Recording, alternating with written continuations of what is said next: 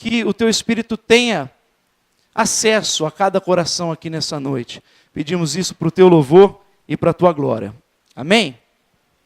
Irmãos, provavelmente vocês sabem que Mateus tem como destinatários do seu evangelho os judeus. Quando ele escreveu o evangelho, a boa notícia, o público-alvo dele eram os judeus. E essa é a razão de Mateus fazer questão de mostrar sempre para aquele povo que em Jesus as profecias messiânicas se cumpriam. Esse é o grande objetivo de Mateus. É por isso que nós vamos ver com frequência a expressão dele dizendo, olha, isso aconteceu para que se cumprisse a profecia de Isaías, ou a profecia de Miqueias, ou a profecia de qualquer outro profeta que anunciava sobre Jesus, sobre o Messias. Então ele faz questão de registrar isso. Quando Jesus, por exemplo, cura muitos doentes, ele diz isso aconteceu para se cumprir a palavra de Isaías. Ele levou sobre si as nossas enfermidades, as nossas doenças. Então ele queria mostrar para os judeus, olha, Jesus é o Messias. A palavra se cumpriu nele. E também, é claro, no Evangelho de Mateus, o paralelo que ele faz à lei, ao Pentateuco. Os 5 discursos que ele organiza sobre Jesus, se você ler o Evangelho de Mateus, você vai ver que há grandes discursos ali, 5. E ele ali nessa ideia de organizar esses discursos, está fazendo um paralelo à lei, ao Pentateuco. Em Mateus, no capítulo 5 ao 7, que é o mais famoso discurso de Jesus, o Sermão do Monte, que aliás já mostra a evidência com outro monte, que é o Monte Sinai, onde Deus apresentou a sua lei a Moisés, ao povo de Israel. E é curioso que Lucas diz que esse sermão foi na planície. Já Mateus diz, esse sermão foi no monte. Ele reúne ensinamentos de Jesus, mas a ideia dele é fazer esse paralelo a um outro monte conhecido dos judeus, dos israelitas, que era o Monte Sinai. Como querendo dizer, o mesmo Deus que falou lá, vai falar aqui agora. O Deus que passou a lei, que passou os valores do reino, agora está falando na boca do Filho, e ele vai dar a sua interpretação, o seu jugo daquela lei. Jesus, como rabino, no Sermão do Monte, se assenta, os discípulos se aproximam e ele começa a dar o seu jugo da lei, a sua interpretação da lei divina. Então é claro esse paralelo que Mateus faz. Aí a gente vai ver no capítulo 10 a comissão dos discípulos, no capítulo 13 as parábolas do reino. E aliás, diga-se de passagem aqui, é por isso que eu quis cantar antes de nós iniciarmos a leitura da palavra, porque lendo o teólogo Joaquim Jeremias, ele diz que, estudando as parábolas de Jesus, no capítulo 13 de Mateus, ele percebeu que na tradução do grego para o aramaico, as parábolas de Jesus tinham métrica, tinham rima. Ou seja, era uma espécie de poema, de poesia declarado por Jesus para ficar martelando na cabeça dos ouvintes. E a música tem esse efeito, a poesia tem esse efeito. Você ouve uma poesia bela e você carrega aquilo para o resto da vida. Você ouve, por exemplo, o Pixinguinha dizer, tu és divina e graciosa, estátua majestosa do amor, e não tem como a gente não lembrar dessa canção. Ainda mais sabendo o contexto, a esposa doente, ele visitando a esposa todos os dias, levando um buquê de flores, até que o cara fica doente também, mas não conta para a esposa. E proíbe as enfermeiras de contar para a esposa que estava doente. E aí, nesse processo, ele, na hora da visita, vestiu o seu terno, a sua roupa, ia lá entregar a flor para a esposa, sem dizer a ela que estava doente, e é nesse processo que ele escreve essa canção. Então não tem como a gente ouvir uma coisa bela dessa e não ficar com isso gravado na nossa cabeça. As canções têm esse poder.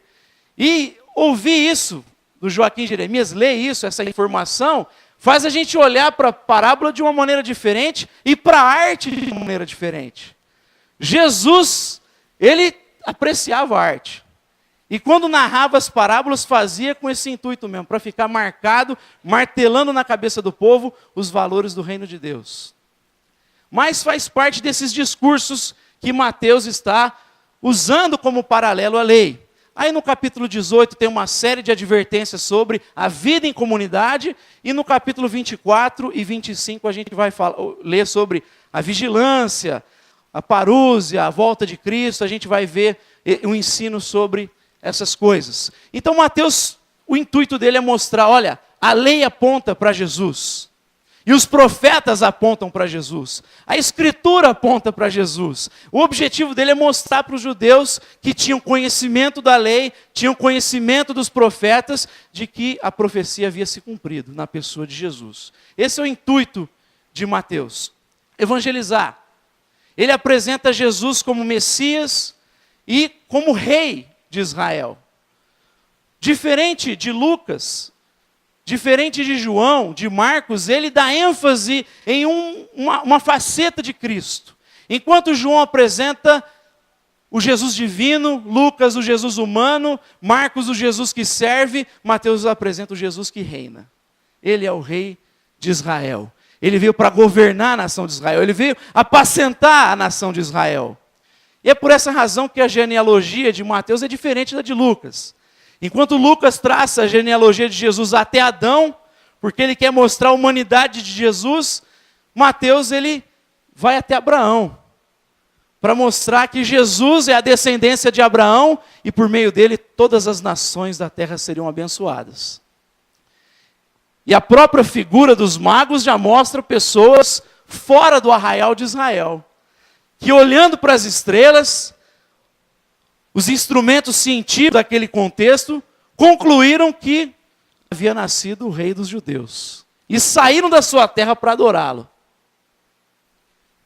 Ele já dá essa ênfase naquele que era descendência de Abraão e dá destaque em Davi. Ele fala de Abraão, mas fala de Davi, que é aquele que iria suceder o governo de Davi. Aquele a quem Davi disse, chamando de Senhor. Então ele está apontando para o Jesus Messias e para o Jesus que reina, que governa.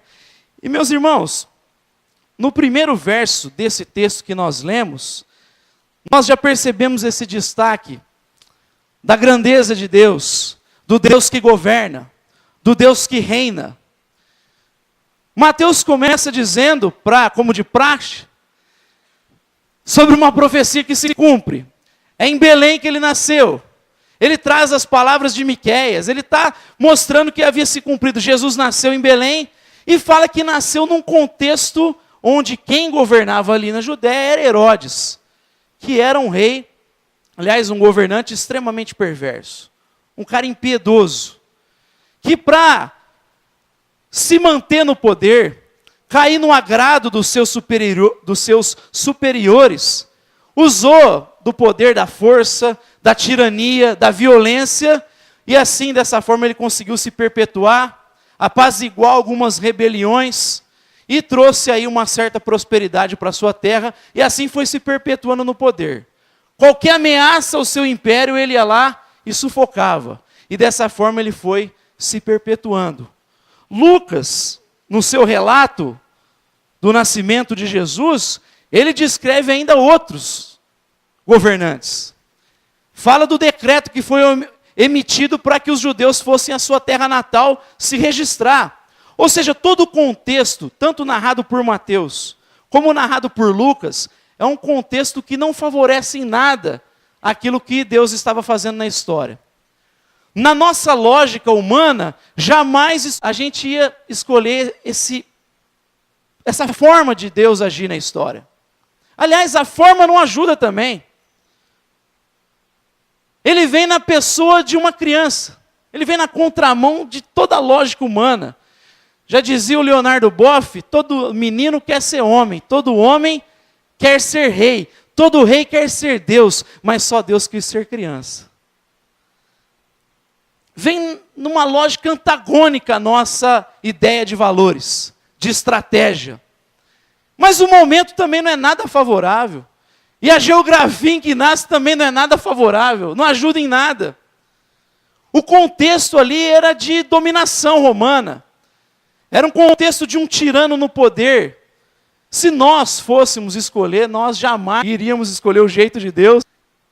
O momento em que Deus escolheu, a forma que Deus escolheu e a geografia que Deus escolheu. Nós não íamos por esse caminho. Mas Deus decidiu fazer dessa forma. Porque para Deus não há tempo que não seja favorável. Para Deus não há ameaça alguma. Qual é a ameaça? Seja lá quem for, o Herodes, o César, qual poder humano pode impedir aquilo que Deus estabeleceu e aquilo que Ele determinou na história? Quando nós olhamos para esse relato, a partir do verso 1, nós vemos um Deus que governa todas as coisas, que tem o controle da história, o controle da vida humana na sua mão direita. Daniel vai dizer que Ele que coloca os reis e que tira os reis. Então, meu irmão, não tem Dilma, não tem Temer, não tem Lula, não tem alguém que possa impedir aquilo que Deus já estabeleceu na história. Isso tem que trazer para o nosso coração descanso, como a gente cantou há pouco. Se eu sei que Ele governa, se eu sei que Ele controla a história, eu não tenho que temer ninguém que está no poder. O César emitiu o decreto para que os judeus fossem à sua terra natal, se registrar, e José sai com Maria, o casal novo, para se registrar, mas ele simplesmente estava cumprindo o que Deus tinha estabelecido. Séculos atrás, por meio do profeta Miqueias. Porque tem que ser em Belém. E aí o cara emite, mas não sabe que ele está sendo apenas instrumento de Yahvé. E Yahvé disse, Ciro é o meu servo, o meu amigo. Meus irmãos, nós precisamos resgatar essa ideia de que Deus está no controle, de que Deus governa, de que Ele tem a história segura na sua mão direita. Porque quando a gente perde essa ideia, quando a gente perde essa verdade, quando essa convicção não queima no nosso coração, o que vai sobrar é temor, o que vai sobrar é medo, é caos, é crise, é desespero, porque a gente esquece de que é um Deus que continua governando e não deixa de ser Deus na Babilônia. Ele não é apenas Deus em Jerusalém. Na Babilônia Ele continua sendo Deus. Continua cumprindo os seus propósitos na história. Continua dirigindo a história para onde Ele quer. Se eu tenho essa verdade clara no meu coração, eu descanso, como disse Jesus. Olha, não se vende pardais por apenas 2 moedinhas? Então descanse o vosso coração, porque Ele até sabe os fios de cabelo que você tem na cabeça. Alguns não tem, é fácil contar. Mas fica mais fácil. Eu não vou brincar com quem, né? Brincar com o reverendo. Alguns fica mais fácil contar os cabelos da cabeça. Mas Ele diz, eu controlo a história. Se vocês compram pardais tão facilmente, se é algo tão insignificante, mas nenhum deles cai sem o consentimento de Deus, então descansa o coração. Descansa o coração e creia que é um Deus que governa a história. É isso que ele está falando no verso 1. Não tem tempo complicado para Deus. Não tem momento que não tem favor de Deus, que é difícil para Ele. Não existe isso. Não existe César, Herodes, não há ninguém que possa impedir aquilo que Deus estabeleceu na história e na nossa vida. Se Ele diz que vai dirigir a tua vida, Ele vai dirigir a tua vida. Se Ele diz que vai apacentar a tua família, Ele vai apacentar a tua família. Se Ele diz que coloca o pão de cada dia na nossa mesa, então descansa, irmão. Chuta a inquietação e a preocupação. Se tem um mal na nossa geração, esse mal é a ansiedade. A gente não consegue descansar o coração em Yahvé, porque a gente acha que quem conquista é o nosso braço, é a nossa força. Vez por outra a gente coloca a esperança em outras coisas. Mas quem coloca o coração em Yahvé, e quem não se dobra a Mamon, Jesus vai concluir dizendo, portanto, não se preocupe com a sua própria vida, quanto ao que comer e beber, nem com o seu próprio corpo, quanto ao que vestir. Se eu cuido das aves dos céus e visto o lírio do campo, eu vou vestir você, meu filho. Portanto, busquem em primeiro lugar o reino de Deus e a sua justiça, e todas essas coisas, comida, bebida, vestimenta, será acrescentada. Não é camaro amarelo, casa na praia, não é isso. É comida, bebida e vestes. É aquilo que Paulo fala para Timóteo. Tendo o que comer, o que beber e o que vestir, estejamos com isso satisfeitos, contentes. A gente precisa resgatar essa ideia de contentamento nos nossos dias. Há muita gente correndo atrás das coisas dessa vida, ao invés de se contentar com aquilo que Deus estabeleceu. Aliás, crente tem um problema em se contentar com aquilo que Deus traz para nós. Domingo aqui a gente refletiu sobre o texto de Eclesiastes, em que Salomão fala: come prazerosamente a tua comida e bebe gostosamente o teu vinho, porque isso é bênção de Deus para vocês. Ele fala para a gente olhar para isso como uma bênção de Deus, como um presente de Deus, é fruto do teu trabalho. Deus já te abençoou, mas às vezes a gente olha isso como maldição. Porque alguns não têm moderação, a gente acha que isso é maldição. Mas o Salomão está dizendo, olha isso com bons olhos, porque é graça, é bênção de Deus. Olha o teu matrimônio como uma bênção, um presente de Deus.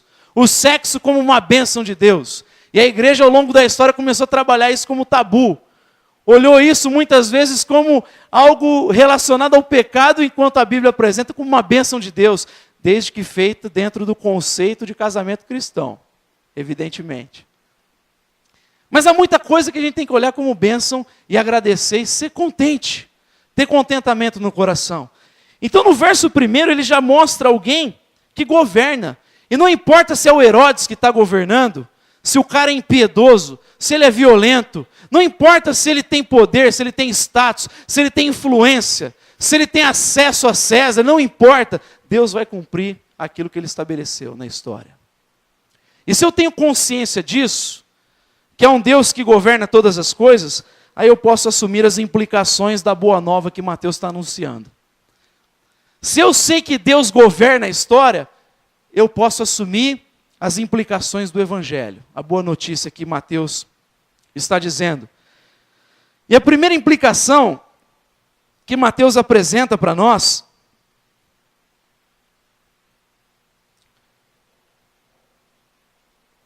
é de ter submissão plena a apenas um comando, apenas uma voz, apenas um cabeça, apenas um Senhor. Isso está contemplado aqui no verso 2. Na pergunta que os magos fazem. Onde está o rei dos judeus?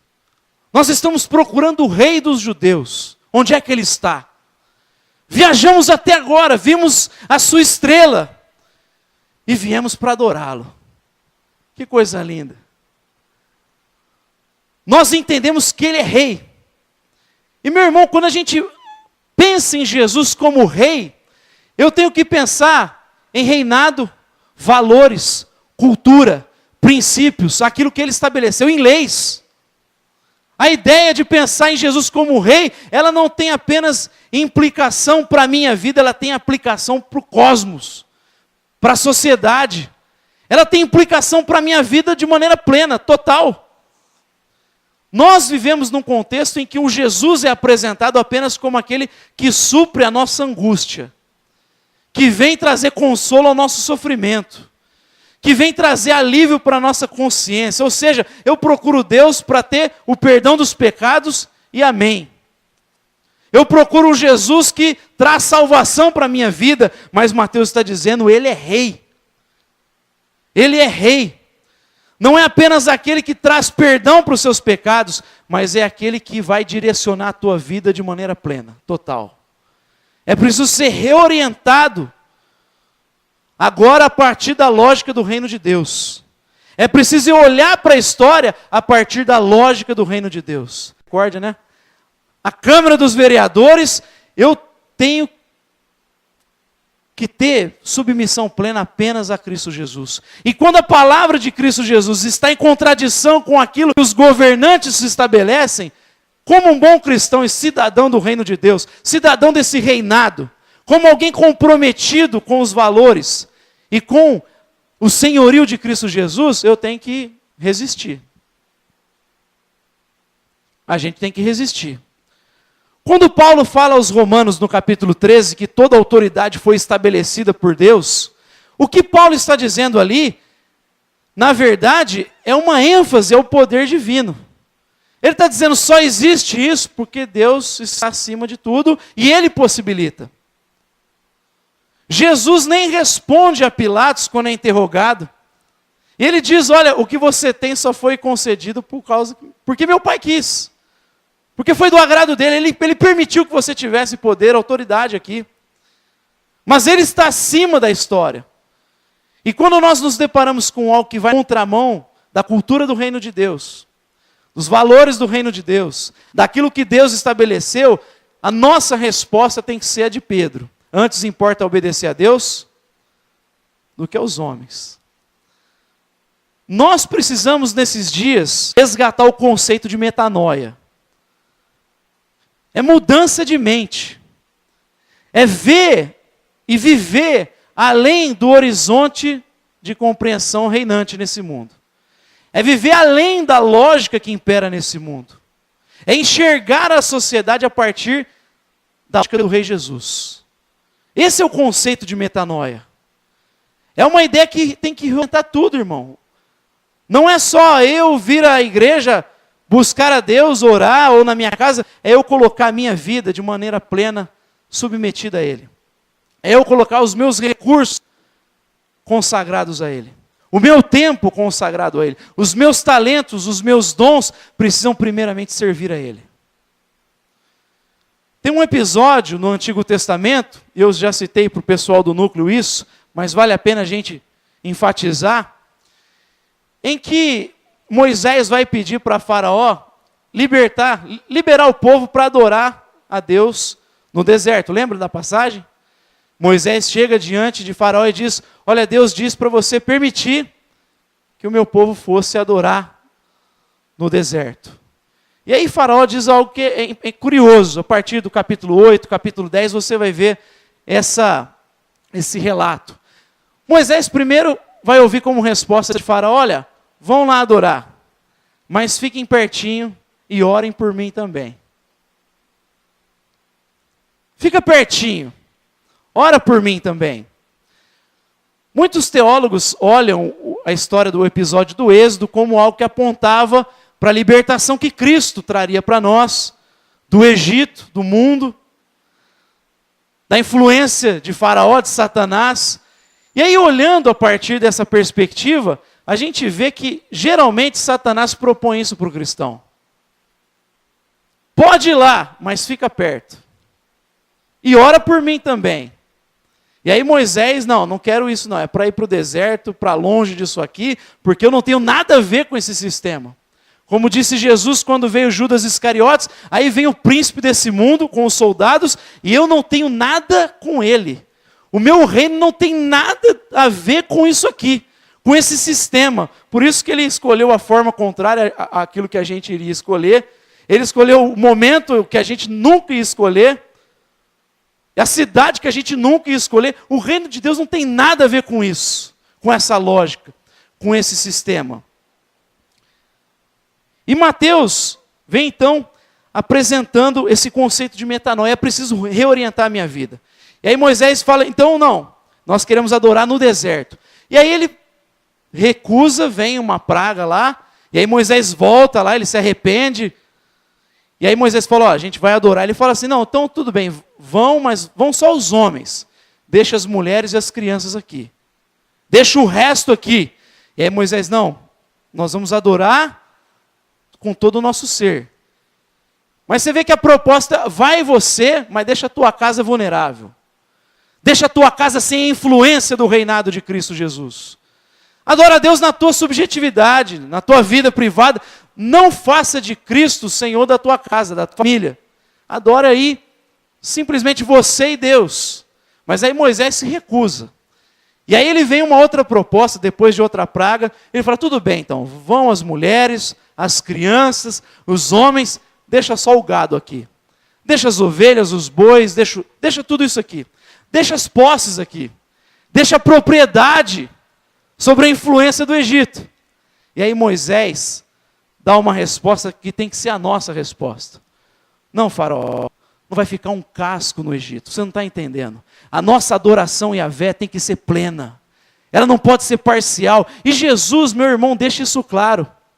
Ou é sim, ou é não. Ou da tua boca sai água doce, ou sai água amargosa. Ou você serve a Deus, ou você serve a Mamon. Ou você anda no caminho estreito, ou você vai andar no caminho largo. Não tem essa coisa de dubiedade no reino de Deus. Não dá para andar dessa forma. A decisão tem que ser radical mesmo. Por isso ele diz, se você quer me seguir, negue-se a si mesmo. A partir de agora o que prevalece é a minha palavra. É a minha vontade. E até mesmo quando você orar, é para buscar a vontade dele. Porque oração não é para persuadir Deus a fazer o que eu quero. É para Ele mudar o meu coração e o meu caráter para entender o que Ele quer. E abraçar o que Ele quer. Mas como eu disse, a gente está nessa ideia de um Jesus que está mais para o baú da felicidade, que veio suprir a nossa felicidade, veio trazer alegria, veio satisfazer os caprichos do nosso coração. É o Jesus que veio trazer contentamento para os nossos desejos e as nossas ambições, muitas vezes egoístas, mas Mateus está dizendo, olha, se você entende que Ele governa, que Deus governa a história, a primeira implicação é uma submissão plena a Ele. Viemos adorar o Rei dos Judeus. Estamos dispostos a pagar o preço que for. Nós não medimos esforço para estar aqui. Porque a viagem, irmão, demorou pelo menos 2 anos. Porque essa figura aí do presépio com os magos do Oriente, ela está meio equivocada. Quem foi lá na manjedoura foram os pastores. Os magos foram encontrar Jesus depois. Você vai ler aqui que eles encontraram Jesus na casa. E quando Herodes pergunta sobre o tempo que vocês viram a estrela, você vai ver depois quando ele emite lá o decreto para matar as crianças de quantos anos para baixo? 2 anos. Ou seja, demorou para os caras chegarem onde eles queriam. Mas eles não mediram o esforço para achar Jesus. Se a gente quer servir a Cristo, a gente não tem que medir esforço. Porque a nossa vida é dele agora. A adoração é plena. Viemos adorar o Rei dos Judeus. E aí, traz uma segunda implicação, evidentemente. Porque falar de Jesus como rei é perturbar os poderes dessa era. Não tem jeito de anunciar o reinado de Cristo na história sem você mexer nas caixas de marimbondo da história. Quem anuncia que Jesus é rei, mexe com os poderes dessa era. Sejam eles políticos, sejam eles religiosos. A gente leu aqui que quando Herodes ouviu, viemos adorar o Rei dos Judeus, ele ficou perturbado. E diz que toda Jerusalém, o centro da vida da nação, o coração da nação, o centro religioso, todo mundo ficou perturbado. Todo mundo ficou inquieto. Que negócio é esse? O que esses caras estão dizendo? Que nem judeus são. Que negócio é esse de rei dos judeus? Isso mexeu com os poderes daquele tempo. Mexeu com o político e mexeu com os religiosos. Os fariseus ficaram perturbados. Os sacerdotes ficaram perturbados. Os escribas ficaram inquietos. Todos eles ficaram perturbados com a notícia. Lucas, no capítulo 2, ele inclusive vai mostrar que no contexto de João Batista e também de Jesus, o templo havia sido dominado pelo homem. Ele vai dizer, lá naquele relato, o pastor Ariovaldo Ramos vai dizer isso, faz uma observação que é fantástica. Ele diz assim, no tempo em que Anás e Caifás eram sumos sacerdotes, Deus mandou João Batista para o deserto. Mas a palavra sumo sacerdote, ela significa um único sacerdote. E Lucas escreve que havia um único sacerdote, que era Anás e Caifás. Ele tem alguma coisa errada nisso. Ele está dizendo, os dois eram um único sacerdote. O que Lucas está dizendo, diz o pastor Ariovaldo Ramos, é que ele está mostrando para os leitores que a corrupção havia se estabelecido no templo. Porque quem governava ali, enquanto sumo sacerdote, era Anás. E já estava indo para o 7º mandato. Ele cumpriu o mandato dele como sumo sacerdote. Ele tinha 5 filhos e cumpriu por meio dos 5 filhos. Acabou os filhos e aí ele foi no genro, que era Caifás. O que Lucas está dizendo, olha, o templo havia sido tomado pelo homem. Anás havia se apropriado do sagrado.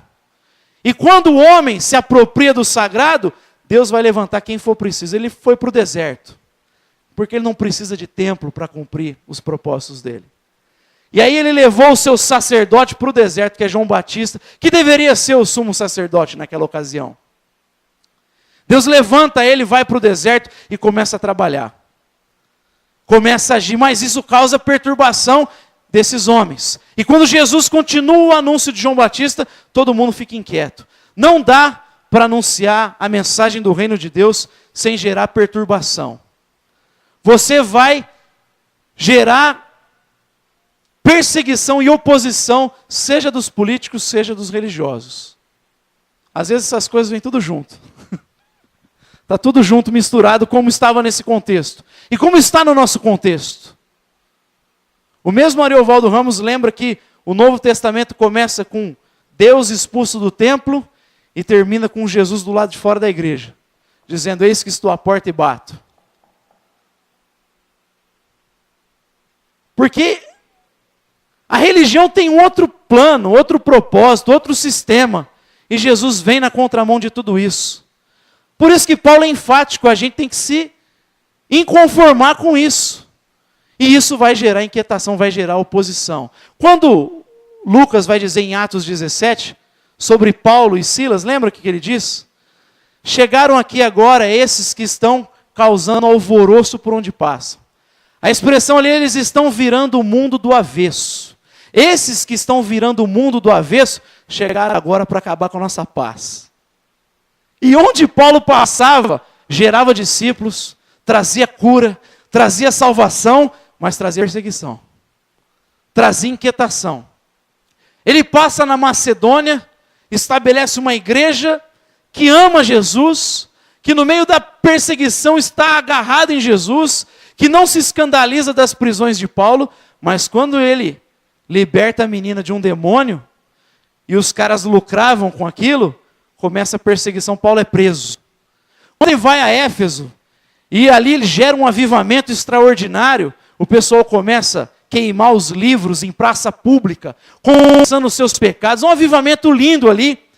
E aí o pessoal começa a perseguir Paulo, porque já não conseguia vender a miniatura do templo de Diana. Esse cara está acabando com o nosso lucro. E ele vai passando em Corinto, por exemplo, os caras arrastam Jason, que havia recebido Paulo, e espancam o cara. Porque Paulo estava mexendo com os vesperos do templo. Estava causando inquietação. Então, se por um lado causa alívio, graça, favor, por outro vai causar perturbação. Como hoje gera perturbação também. Começa a anunciar o evangelho de Cristo Jesus, e você vai ver se não vai ter religioso indignado com você. Vê se não vai ter cacique incomodado com você. Porque você está mexendo em algo que acaba com a festa deles. E quando você vai nesse caminho, que geralmente é caminho de profeta, você acaba com a festa dos caras. E os caras vão se levantar para te caluniar, para arrebentar com a tua vida, para te perseguir, porque você está gerando incômodo. E a mensagem do reino de Deus, o anúncio de Jesus enquanto rei, vai causar perturbação. John Wesley, quando estava na Inglaterra, pregando em um culto contra a escravidão, e naquele período ainda não havia sido abolido, havia uma turma na igreja que era a favor da escravidão, e havia outra turma que era contra. Enquanto John Wesley pregava, ele diz que saiu um fight no meio da igreja, voando cadeira, soco. Olha a reunião dos santos, que bênção. Quando ele começou a falar da escravidão, vocês estão tratando seres humanos com dignidade, criados à imagem de Deus, tratando como objeto, como bicho.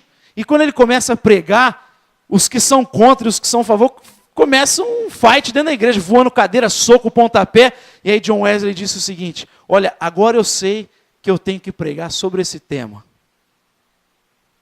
Porque quando eu comecei a pregar, ele vai dizer, com tamanha unção nessa manhã, o diabo ficou incomodado com a mensagem e causou essa confusão na igreja, e eu tenho que pregar sobre isso mesmo. Eu tenho que pôr o dedo na ferida mesmo, porque precisa ser mudado isso. Ou seja, ele não está anunciando algo que tem a ver com você ouvir uma palavra e ir para a sua casa. Ele estava anunciando algo que tinha que mudar a sociedade da Inglaterra. E mudou todo o Ocidente. Se o Ocidente tem coisa ruim, por outro lado tem coisa muito melhor do que o Oriente. E graças ao Evangelho de Jesus. Não graças a ideologia alguma. Não graças ao marxismo, ao capitalismo, ou qualquer coisa. É graças ao Evangelho de Jesus. Se a mulher tem dignidade aqui, mais do que no Oriente, é por causa do Evangelho de Jesus. Não é por causa do movimento feminista, é por causa de Jesus. Tem que melhorar muita coisa? Eu concordo. Mas se você fazer uma comparação, você vai ver que já está no lucro. Porque homens de Deus pagaram esse preço de tocar na ferida, de mexer na caixa de marimbondo e falar, eu preciso mudar isso. Martin Luther King é outro exemplo, porque esses homens tinham compromisso com o reino de Deus. Se você quer ter compromisso com o reino de Deus, você vai ser taxado pelos da direita, por exemplo, como revolucionário esquerdinha. Mas você vai ser taxado pela esquerda como coxinha. Lembra, que discurso é esse de coxinha aí? Porque você não entra nem no politicamente correto da esquerda, que relativiza valores, que começa a fazer separações na sociedade, o movimento disso, o movimento daquilo, e vai gerando lutas uns contra os outros. Ricos contra pobres, trabalhadores contra patrões, mulher contra o homem. Não é isso. E aí você não entra nisso e os caras, esse discurso é de coxinha. Que negócio é esse que casamento é feito de macho e fêmea? Homem e mulher. Aí o pessoal começa a te olhar torto e vai te chamar de conservador, de fundamentalista. Você pode ter certeza. Mas se você começar a anunciar a ação social, o cuidado com o pobre, que o Evangelho chama a gente a ser caridoso, a partilhar os bens, a entender que o pão não é meu, o pão é nosso. Por isso Jesus diz, o pão nosso de cada dia, não é o meu pão de cada dia. O pão foi dado por graça para ser partilhado. Amém? E é por isso que em Emaús, quando Jesus parte o pão, os olhos dos caras são abertos na hora. Não é quando ele expõe a Escritura, porque diz lá que na caminhada, ele começa a falar desde Moisés, que a Escritura apontava para o sofrimento dele. Não é na exposição, não é no discipulado, na caminhada, é quando ele senta, parte o pão, os caras são iluminados. Não é esse que vinha falando pelo caminho, enquanto nosso coração ardia, porque Jesus em todo tempo partilhou vida. Jesus em todo tempo partiu o pão. E aí quando a gente vem com esse discurso, aí os caras olham, esse negócio está meio parecendo esquerda, esse negócio. E eu te digo, se o teu cristianismo não faz ser rotulado por um lado como conservador e por outro como esquerdista, começa a refletir sobre o seu cristianismo. Porque o cristianismo não cabe em nenhum pacote ideológico. Ele não entra em nenhum pacotinho criado pelo homem. E você vai ser rotulado de todo lado. Quem diz isso não sou eu apenas.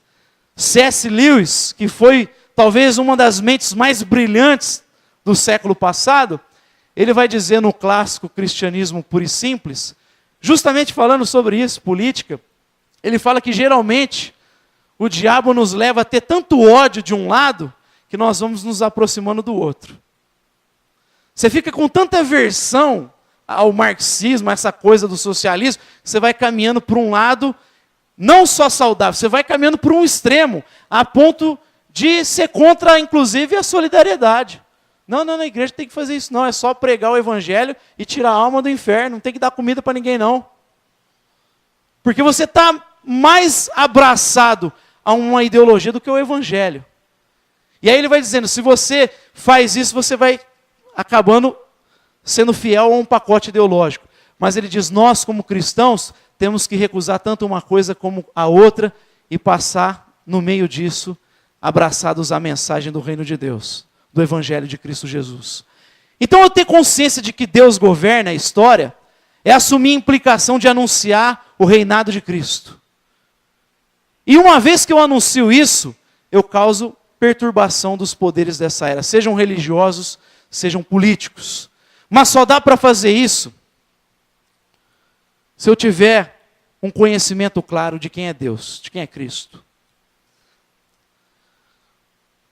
Eu creio que tem um Deus que governa me leva em terceiro lugar a querer conhecê-lo mais e mais. E a gente percebe isso quando os caras vão saber aonde o Messias tinha que nascer, são orientados ali. Lógico que Herodes tinha um propósito de conspirar contra aquilo. Fala para mim que eu vou lá adorar. Nada, ele queria matar, ele queria abafar qualquer tipo de ameaça ao seu poder. E os caras começam a peregrinar à procura de Jesus. Mas quando eles chegam lá, eles dão presentes para Jesus, encontram Jesus numa casa, e aí eles oferecem ouro, incenso e mirra. E olhando para esses presentes, a gente vai além dessa visão apenas de um rei. O ouro aponta para uma realeza, aponta para a autoridade de Jesus. Mas o incenso aponta para uma outra face de Jesus, aponta para aquele que é o sumo sacerdote. Aquele que depois do batismo falou: João Batista, acaba agora essa era e começa a nova era agora.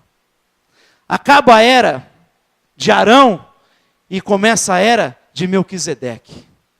Acaba a era desse sacrifício que tem que ser feito constantemente e começa agora a era do sacrifício que vai ser feito de uma vez por todas. E a mirra aponta para o aspecto do profeta, daquele que traz a verdade de Deus, daquele que apresenta o caminho de Deus, que diz: é por aqui que vocês têm que ir. A consciência desses magos é impressionante.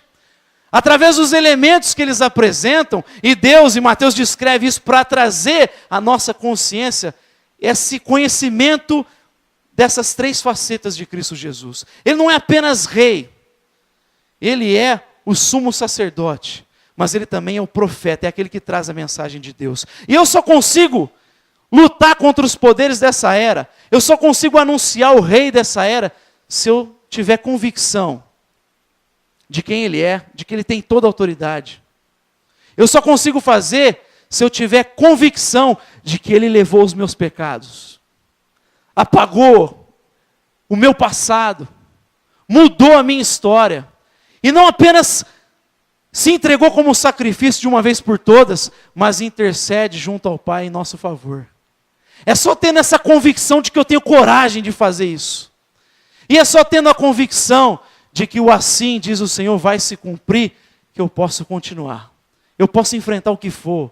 A gente enfrenta o diabo, enfrenta quem ele colocar no nosso caminho, se eu tiver conhecimento de quem Deus é.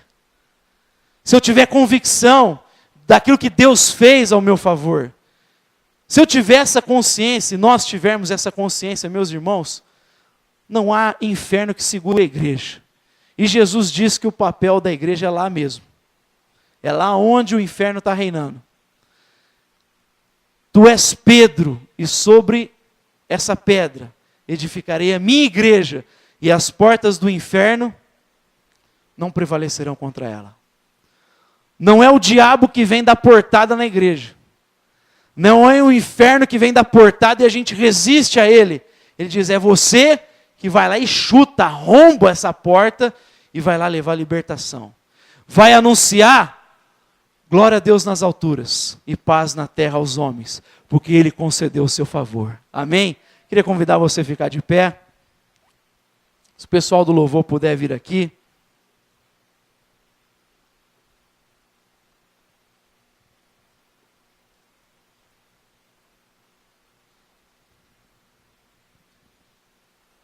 Amém. Como eu disse, seguir a Cristo traz muitas implicações. Eu estava na dúvida, Oswaldinho, se eu trazia essa palavra ou nesse mesmo texto, falar sobre o lado B do Natal. A gente pensa no Natal e vem à nossa mente sempre afeto, alegria, generosidade, solidariedade, mas tem um outro lado.